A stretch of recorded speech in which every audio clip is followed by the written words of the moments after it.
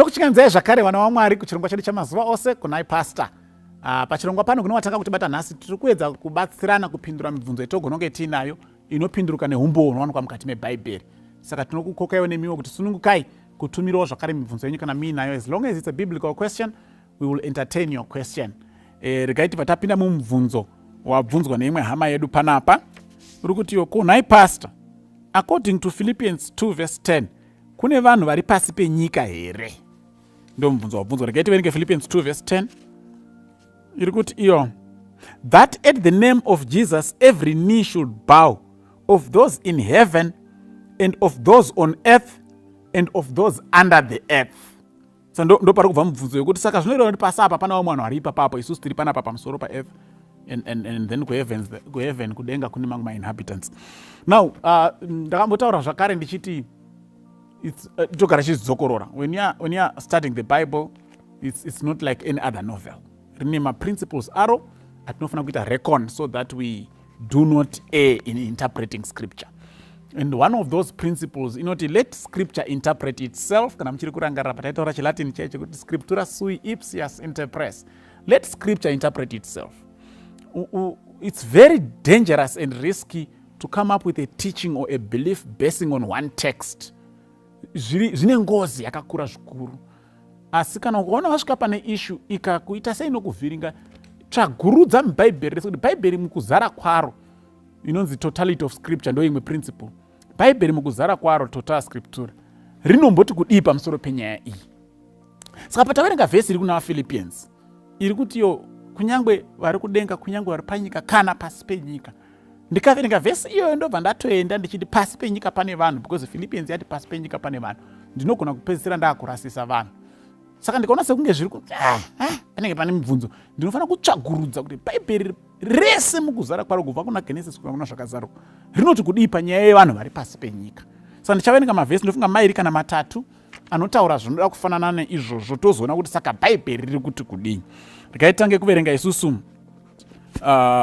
Revelation, ndirazopesana naExodus. Saka ndikaitange nazvo zvakazarwa 5 vhesi ya 3 ndoverenga vhesi ya 13.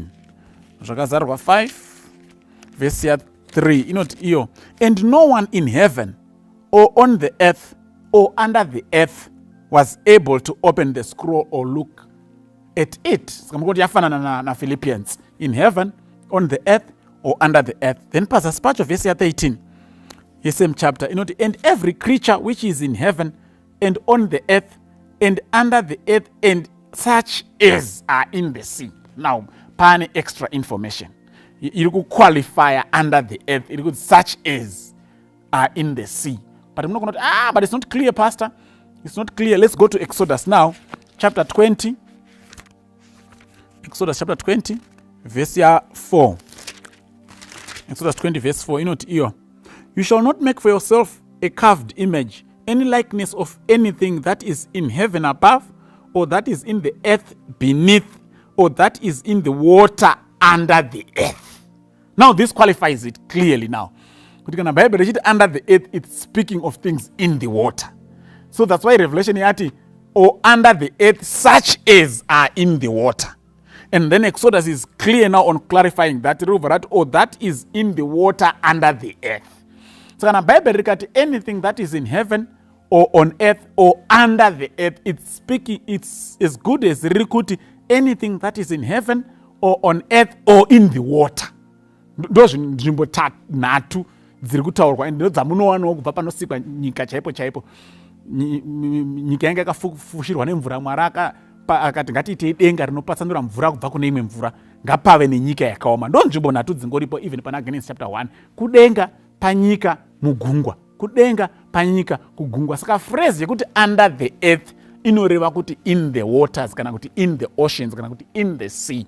Saka hapana panonzi pasi apa pane vamwe vanhu varipo. Paringotaurwa vari muzvitsuwa, mumakungwa, vanogara mumakungwa, most likely ma-islands, nevari paearth, nevari kudenga.